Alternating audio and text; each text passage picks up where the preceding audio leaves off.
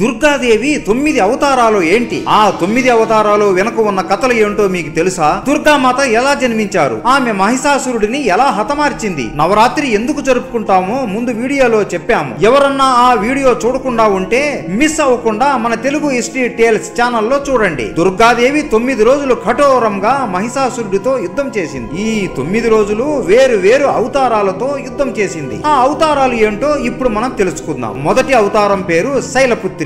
మొదటి రోజు శైలపుత్రిని పూజిస్తారు. శైలపుత్రి పర్వతాలకు రాజు అయిన హిమవన్ కి జన్మించింది. ఆమెకు ఇంకో పేరు ఉంది. ఆ పేరే పార్వతీదేవి. ఆమె కుడి చేతిలో కమల పువ్వు పట్టుకుని ఎడమ చేతిలో త్రిశూలం పట్టుకుని ఉంటుంది. శివుడికి భార్య అవడంతో ఆయన వాహనం అయిన నందీశ్వరుడిని పార్వతీదేవి కూడా వాడేది. ముందు జన్మలో శైలపుత్రి సతీదేవిలా జన్మించి ఆమె తండ్రి అయిన దక్ష ప్రజాపతికి ఇష్టం లేకున్నా శివుడిని వివాహం చేసుకునింది. దక్షుడు మహోన్నతమైన యజ్ఞం మొదలుపెట్టి దానికి అందరి దేవుళ్లను పిలిచి శివుడిని మాత్రం పిలవడు. సతీదేవి ఆ యజ్ఞానికి వెళ్లి తన తండ్రి అయిన దక్షుడిని నిలదీయడంతో దక్షుడు శివుడిని అవమానించేలా మాట్లాడతాడు. కోపం మరియు బాధతో నీ కూతురులా నేను ఇక బ్రతకలేను, నేను మళ్ళీ జన్మించి నా శివుడిని వివాహం చేసుకుంటా అని ఆ యజ్ఞంలోనే దూకి మరణిస్తుంది. రెండవ అవతారం పేరు బ్రహ్మచారిణి. రెండవ రోజు బ్రహ్మచారిణిని పూజిస్తారు. బ్రహ్మచారిణి కుడి చేతిలో ఒక జపం చేసే మాల పట్టుకొని ఎడమ చేతిలో కమండలం పట్టుకుని ఉంటుంది.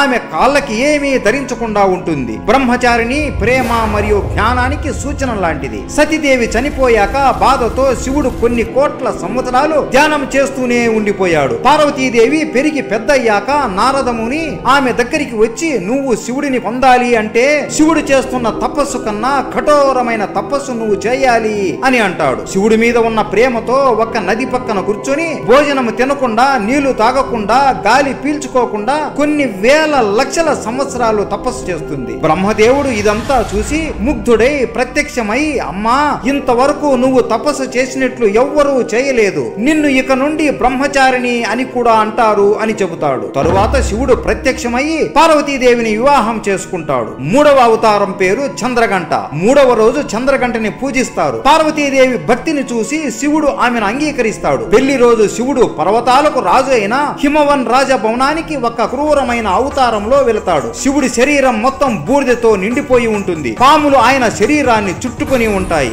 ఆయన జుట్టు అంతా విరబూసుకొని ఉంటాడు. ఆయనతో పాటు పెళ్లి బరాత్ కి దయ్యాలు, భూతాలు, అఘోరాలు, మనుషులు, జంతువులు అలా అన్ని జీవులను వెంట పెట్టుకుని వస్తాడు. ఆ దృశ్యాన్ని చూసి పార్వతీదేవి తల్లిదండ్రులు మరియు చుట్టాలందరూ భయపడిపోతారు. కానీ పార్వతీదేవి నవ్వుకొని నేను కూడా నా భర్తలా క్రూరమైన రూపంగా మారుతాను అని చంద్రగంటలా మారిపోతుంది. ఆమె సింహం మీద స్వారీ చేస్తూ శివుడి దగ్గరికి వస్తుంది. ఆమెకు 10 చేతులు ఉంటాయి. ప్రతి చేతిలో ఒక ఆయుధం ఉంటుంది. కానీ 10వ చెయ్యి మాత్రం పైకి ఉండి తన భక్తులను ఆశీర్వాదం ఇచ్చేలా ఉంటుంది.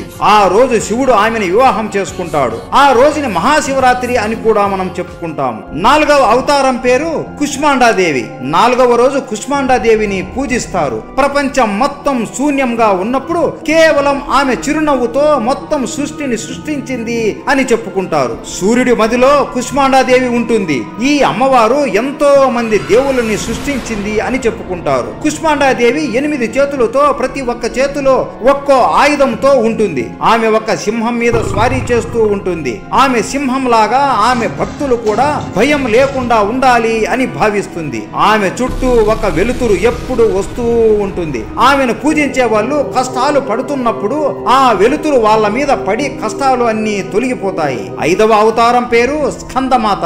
5వ రోజు స్కందమాతను పూజిస్తారు. స్కందమాత అంటే స్కందకి అమ్మ అని అర్థం. స్కంద అంటే కార్తికేయ స్వామి. ఆమె సింహం మీద స్వారీ చేస్తూ 4 చేతులతో ఉంటుంది. 2 చేతులు కమల పువ్వులు పట్టుకుని ఉండగా ఒక చెయ్యి భక్తులను ఆశీర్వాదం ఇచ్చేలా ఉంటుంది. ఇంకొకటి కార్తికేయ స్వామిని పట్టుకుని ఉంటుంది. సతీదేవి చనిపోయాక శివుడు ప్రపంచాన్ని పట్టించుకోకపోవడంతో తారకాసురుడు తన శక్తితో దేవుళ్ళపై యుద్ధం చేసి హింసించేవాడు. తారకాసురుడు సతీదేవి చనిపోయింది, ఇక శివుడికి పిల్లలు పుట్టరు అని తెలివిగా ఆలోచించి తపస్సు చేసి కేవలం శివుడి కొడుకు మాత్రమే నన్ను చంపగలడు అనే వరం కోరుకుంటాడు. కానీ పార్వతీదేవి జన్మించి పెరిగి పెద్ద అయ్యి శివుడిని వివాహం చేసుకున్నాక తరువాత విష్ణువు తారకాసురుడి గురించి చెప్పడంతో శివపార్వతులు వాళ్ళ శక్తి ఉపయోగించి అగ్నిలా వెలిగిపోతున్న ఒక విత్తనం సృష్టించి అగ్నిదేవుడికి ఆ విత్తనం సర్వేనా సరస్సు దగ్గరికి తీసుకొని వెళ్ళు అని ఆజ్ఞాపిస్తారు. కానీ అగ్నిదేవుడు ఆ విత్తనం నుండి వచ్చే వేడి తట్టుకోలేక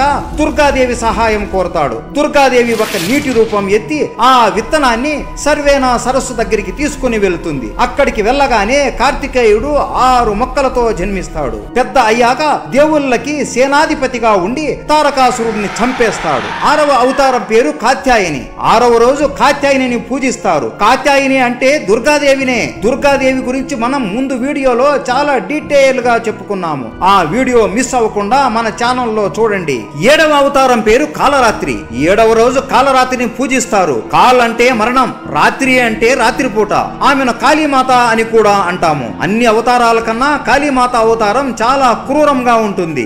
ఆమె నల్ల రంగుతో, ఎర్రటి కళ్ళతో, ఎర్రటి నాలుకతో, పుర్రెలమాల ఒక దండలా ధరించి ఎముకలను ఒక వడ్డానంలా తన నడుముకి చుట్టుకుని ఉంటుంది. కాళీమాత రక్తబీజుడిని చంపడానికి జన్మిస్తుంది. రక్తబీజుడు బ్రహ్మకి తపస్సు చేసి ఒక వరం పొందుతాడు. తన రక్తం బొట్టు కింద పడితే ఆ రక్తం బొట్టు నుండి ఇంకో రక్తబీజుడు జన్మిస్తాడు అని. ఈ వరంతో ప్రజలకి దేవుళ్ళకి నరకం చూపిస్తాడు. ఎవరైనా రక్తబీజుడికి గాయం చేస్తే ఆ రక్తం బొట్టు కింద పడి వందల వేల రక్తబీజులు పుడుతూనే ఉంటారు. అందరూ దేవుళ్ళు పార్వతీదేవి సహాయం కోరగా ఆమె కోపంతో కాళీమాత అవతారం ఎత్తి ఒక చేతితో ఒక గిన్నె పట్టుకొని ఇంకో చేతితో కత్తి పట్టుకొని ప్రతి ఒక్క రక్తబీజుడి తల నరికి ఆ రక్తం కింద పడకుండా ఆ గిన్నెలో వేసుకుని తాగేస్తుంది. 8వ అవతారం పేరు మహాగౌరి. 8వ రోజు మహాగౌరిని పూజిస్తారు. మహా అంటే గొప్పతనం, గౌరీ అంటే తెలుపు. రక్తబీజుడిని కాళీమాత చంపేసిన తరువాత శివుడు ఆమెని శాంతింపజేసి మళ్ళీ ఆ పార్వతీదేవిలా మారుస్తాడు. కానీ ఆమె చర్మం మాత్రం నల్లగా కాళీమాత రంగులోనే ఉంటుంది. పార్వతీదేవి తన పూర్వం రూపం పొందడం కోసం ఎన్నో వందల సంవత్సరాలు తపస్సు చేస్తుంది. అప్పుడు బ్రహ్మదేవుడు హిమాలయాలలో ఉన్న మానస సరోవర్లో స్నానం చేయమని చెబుతాడు. పార్వతీదేవి వెళ్లి స్నానం చేశాక ఆమె నల్లటి చర్మం అక్కడ వదిలేస్తుంది. ఆ నల్లటి చర్మం కౌశికమాత రూపంలా మారిపోతుంది. ఈ కౌశికమాతనే శుంభ్ మరియు నిశుంభుని చంపుతుంది. పార్వతీదేవి స్నానం చేశాక ఎంత తెల్లగా మారుతుంది అంటే శివుడు ఆమెను చూసి మళ్ళీ ప్రేమలో పడిపోయి మహాగౌరి అని పిలుస్తాడు. 9వ అవతారం పేరు సిద్ధిదాత్రి. 9వ రోజు సిద్ధిదాత్రిని పూజిస్తారు. సిద్ధిదాత్రిని ఆదిశక్తి అవతారం అని చెప్పుకుంటారు. సిద్ధి అంటే శక్తి, దాత్రి అంటే ఇచ్చేది అని. సిద్ధిదాత్రికి ఒక రూపం అంటూ ఏదీ లేదు. శివుడి రూపం అయిన రుద్రదేవుడు సృష్టిని సృష్టించడానికి సిద్ధిదాత్రిని ప్రార్థించడంతో ఆమె శివుడి ఎడమ భాగంలో ప్రత్యక్షం అయ్యింది. అందుకే వీళ్ళని అర్ధనారీశ్వర అని అంటారు. ఇప్పుడు ఏ రోజు ఏ అమ్మవారిని పూజిస్తారో వాళ్ళు ఎవరో మీకు అర్థమైంది అనుకుంటున్నాము. మీకు ఇష్టమైన దేవి ఎవరో కామెంట్ చేసి సబ్స్క్రైబ్ చేసుకోండి. జై దుర్గాదేవి.